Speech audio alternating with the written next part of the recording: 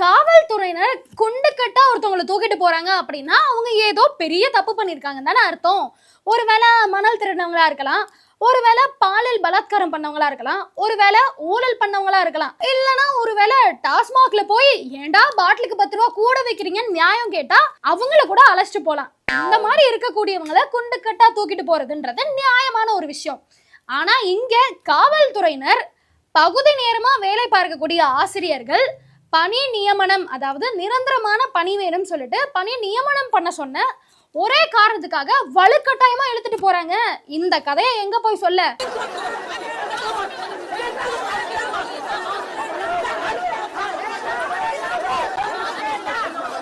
சென்னையில பகுதி நேரமா வேலை பார்க்கக்கூடிய ஆசிரியர்கள் எல்லாருமே நிரந்தரமா பணி நியமனம் பண்ணணும் அப்படின்னு சொல்லிட்டு போராட்டம் நடத்துறாங்க.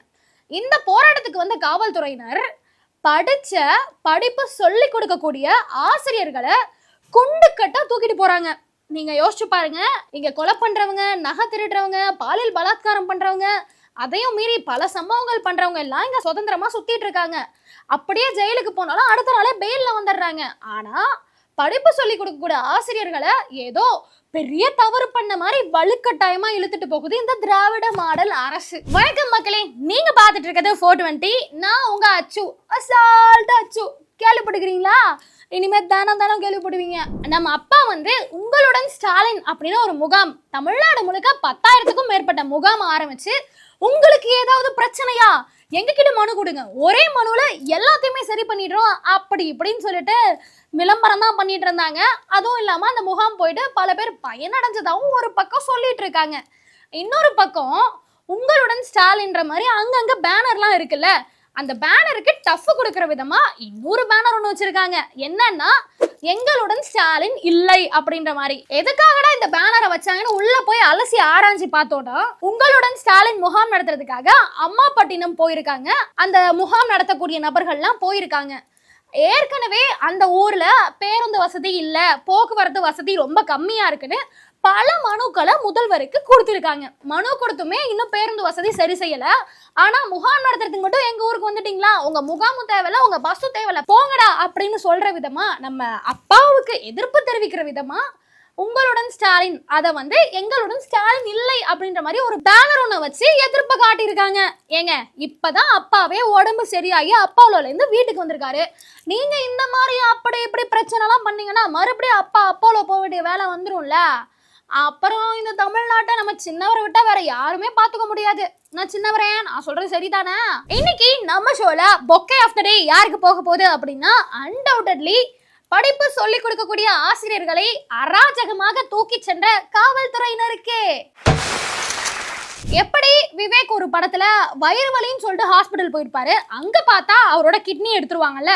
இந்த சம்பவம் நம்ம திரையில பார்த்தது. ஆனா இதை விட வியக்க வைக்கிற மாதிரி ஒரு சம்பவம் தரையில நடந்திருக்குங்க. தூத்துக்குடி அரசு மருத்துவமனைக்கு ஒரு பாட்டி சிகிச்சைக்காக போயிருக்காங்க. என்னன்னா கண்ணில் பொற விழுந்திருக்கு, இதை அறுவை சிகிச்சை பண்ணணும்னு சொல்லிட்டு போயிருக்காங்க. அங்க மருத்துவர் பண்ண அறுவை சிகிச்சையில 2 கண்ணுமே சுத்தமா தெரியாம போயிருக்குங்க. நம்ம ஏற்கனவே அரசு மருத்துவமனை சரியில்லை, அங்க இருக்கக்கூடிய மருத்துவர்கள் சரியில்லைன்னு நாளுக்கு நாள் வரக்கூடிய குற்றச்சாட்டுகள் எல்லாத்தையுமே கேட்டுட்டு தான் இருக்கோம். அந்த விதத்துல நம்ம அப்பாவோட ஆட்சியில நடந்த இன்னொரு சிறப்பான சம்பவம் இதுன்னே சொல்லலாம். நான் என்ன நினைக்கிறேன், ஒருவேளை இந்த விக்ரம் படத்துல விஜய் சேதுபதி சொல்லுவார்ல, அந்த கிளாஸ் எடுக்கும் போது நான் போகலைங்க, காலேஜ் லீவ் போட்டேன்ட்டு, அந்த மாதிரி கண்ணுக்கு ஆபரேஷன் பண்ற கிளாஸ் எடுக்கும் போது அந்த டாக்டர் லீவ் போட்டாரோ என்னமோ தெரியலங்க. எப்படி விவேக் ஒரு படத்துல வயிறு வலின்னு சொல்லிட்டு ஹாஸ்பிட்டல் போயிருப்பாரு, அங்க பார்த்தா அவரோட கிட்னி எடுத்துருவாங்கல்ல. இந்த சம்பவம் நம்ம திரையில பார்த்தது. ஆனா இதை விட வியக்க வைக்கிற மாதிரி ஒரு சம்பவம் தரையில நடந்திருக்குங்க. தூத்துக்குடி அரசு மருத்துவமனைக்கு ஒரு பாட்டி சிகிச்சைக்காக போயிருக்காங்க. என்னன்னா கண்ணில் பொற விழுந்திருக்கு, இதை அறுவை சிகிச்சை பண்ணணும்னு சொல்லிட்டு போயிருக்காங்க. அங்க மருத்துவர் பண்ண அறுவை சிகிச்சையில 2 கண்ணுமே சுத்தமா தெரியாம போயிருக்குங்க.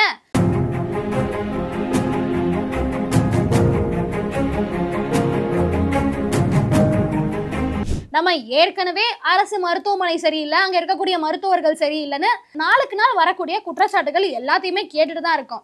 அந்த விதத்துல நம்ம அப்பாவோட ஆட்சியில நடந்த இன்னொரு சிறப்பான சம்பவம் இதுன்னே சொல்லலாம். நான் என்ன நினைக்கிறேன், ஒருவேளை இந்த விக்ரம் படத்துல விஜய் சேதுபதி சொல்லுவார்ல, அந்த கிளாஸ் எடுக்கும் போது நான் போகலைங்க, காலேஜ் லீவ் போட்டேன்ட்டு, அந்த மாதிரி கண்ணுக்கு ஆபரேஷன் பண்ற கிளாஸ் எடுக்கும் போது அந்த டாக்டர் லீவ் போட்டாரோ என்னமோ தெரியலங்க. எப்படி நம்ம சுகாதாரத்துறை அமைச்சர் மா சுப்பிரமணியன் கிட்னி திருட்டுன்னு சொல்லாதீங்க, கிட்னி முறைகேடுன்னு சொல்லுங்க அப்படின்ற மாதிரி சொன்னார்ல, அந்த மாதிரி இந்த பாட்டிக்கும் கண்ணு தெரியலன்னு சொல்லாதீங்க, பார்வை இன்மைன்னு திராவிட மொழியில சொல்லுங்க அப்படின்னு சொன்னாலும் சொல்லுவாருங்க. ஐயா மாசு, உங்களுக்கு அந்த ஹாஸ்பிட்டல்ல இருக்கக்கூடிய அம்மாவோட போட்டோ மாத்துறதுலயே நேரம் சரியா இருக்குன்னு நினைக்கிறேன். அங்க இருக்கக்கூடிய பிரச்சனைகளையும் கொஞ்சம் பாத்தீங்கன்னா நல்லா இருக்கும். இன்னைக்கு நம்ம ஷோல மீம் ஆஃப் த டே யாருக்கு போக போகுது அப்படின்னா, அன்டவுட்டட்லி சுகாதாரத்துறை அமைச்சரா இருந்துகிட்டு மருத்துவமனையில நடக்கக்கூடிய சின்ன சின்ன தப்ப கூட கண்டுக்காத மாதிரி இருக்காரே நம்ம மாசு, அவருக்கு தான் இன்னைக்கு மீம் ஆஃப் த டே போக போகுது. நம்ம அப்பாவோட ஆட்சியில குடிமகன்களை தவிர, ஐயோ அப்படி சொல்லக்கூடாதுல்ல, மது பிரியர்களை தவிர யாருமே சந்தோஷமா இருக்கிறது இல்லைங்க. ஏன்னா ஆட்சிக்கு வரதுக்கு முன்னாடியே அவங்க என்ன சொன்னாங்கன்னா, ஆட்சிக்கு வந்தோன்னே மதுவிலக்கு கொண்டு வருவோம் அப்படின்ற மாதிரி சொன்னாங்க. ஆனா இந்த பக்கம் பார்த்தோம் அப்படின்னா நம்ம செந்தில் பாலாஜி இல்ல 10 ரூபாய் பாலாஜின்னு சொன்னாதான் கரெக்டா இருக்கும்னு நினைக்கிறேன்.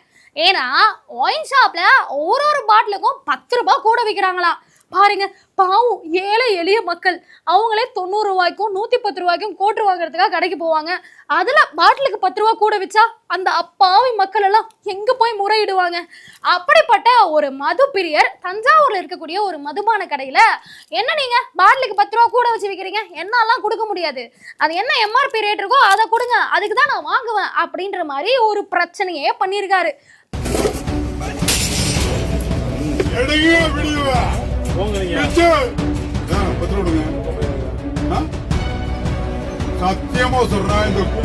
பண்ணது மட்டும் இல்லாம அங்க இருக்கக்கூடிய பாட்டில் குடிச்சிட்டு போட்டிருப்பாங்க பாத்தீங்களா, அந்த பாட்டில் எல்லாம் எடுத்து ஒயின் ஷாப்பை சரமாரியா தாக்கியிருக்காருங்க. இந்த மாதிரி வீரன் குடித்த வீரர்கள், அதாவது வீரன் குடித்த வீரர்கள் பாட்டிலுக்கு 10 ரூபாய் கூட வைக்கிறத கேட்டு பிரச்சனை பண்ணிட்டு இருக்காங்களே, அந்த மாதிரி நாட்டுல நடக்கக்கூடிய பிரச்சனைகளையும் கேட்டாங்கன்னு வைங்களேன், இந்நேரத்துக்கு திராவிட மாடல்ன்ற ஒரு ஆட்சியே காணாம போயிருக்கும். அப்புறம் எப்படி நம்ம அப்பா திராவிட மாடல் 2.1 உருவாக்குவாரு? அண்ணே பாட்டிலுக்கு காட்டுற அக்கறைய நாட்டுக்கும் காட்டினா நல்லா இருக்கும். கடைசியா ஒரு சந்தோஷமான செய்தியோட இந்த வீடியோ முடிக்கலான் இருக்கேங்க. ஏன்னா நம்ம அப்பா வீட்டுக்கு வந்துட்டாரு. இத்தனை நாளா அப்போலோல உடல்நிலை சரியில்லாம பாடுபட்டு இருந்த நம்ம அப்பா இன்னைக்கு மருத்துவமனையில இருந்து வீடு திரும்பி இருக்காருங்க. இத மக்கள் எல்லாம் என்ன சொல்றாங்க அப்படின்னா, போன தடவை பிரதமர் மோடி அவர்கள் தமிழ்நாடு வந்தப்போ ஊட்டிக்கு போயிருந்தாரு, இந்த தடவை மோடி அவர்கள் தமிழ்நாடு வந்தப்போ மருத்துவமனைக்கு போயிருக்காரு. அடுத்த மாசம் ஆகஸ்ட் மாசமும் மோடி அவர்கள் தமிழ்நாட்டுக்கு வராரு. அப்பா அப்பா என்ன சொல்லுவாரு, என்ன சொல்லிட்டு எங்க போவாரு அப்படின்ற மாதிரி மக்கள் எல்லாம் கேள்வி கேட்டுட்டு இருக்காங்க. உண்மையாவே அப்பா மோடி வராருன்றதுக்காக தான் ஹாஸ்பிட்டல்ல போய் படுத்துட்டாரா, இல்ல உண்மையாவே உடம்பு சரியில்லையா என்னன்றது அந்த ஆண்டவனுக்கு தாங்க வெளிச்சம். எனிவே அப்பா வீட்டுக்கு வந்ததுல குமுதா ஹாப்பி என்னாச்சுன்ற மாதிரி தமிழ்நாடு மக்கள் எல்லாரும் ஹாப்பி என்னாச்சு. ஏன்னா இத்தனை நாட்கள் நம்ம அப்பா பேசுறத கேட்க முடியாம, அப்பாவை நேர்ல பார்க்க முடியாம மக்கள் எல்லாம் கண்ணீர்லயும் கம்பலையும் இருந்தாங்க. ஆனா இனிமே அப்பாவை தினம் தினம் பார்ப்பாங்க. இதனாலேயே மக்கள் எல்லாம் மகிழ்ச்சியா இருக்காங்க. ஆக அந்த வகையிலே மக்கள் எல்லாம் மகிழ்ச்சி வெள்ளத்துல நீந்த ஆரம்பிச்சிருக்காங்க. இன்னைக்கு நம்ம ஷோல கொட் ஆஃப் த டே யாருக்கு போக போகுது அப்படின்னா, அன்டவுட்டட்லி மது பிரியருக்கே. பாட்டிலுக்கு 10 ரூபா விற்கிறத கேட்டு போராட்டம் பண்ற அண்ணே நாட்டுல நடக்கக்கூடிய பிரச்சனைகளை கேட்க மாட்டேன்றாருப்பா. அதுக்காகவே அவருக்கு ஒரு கொட்டை போட போறோம்.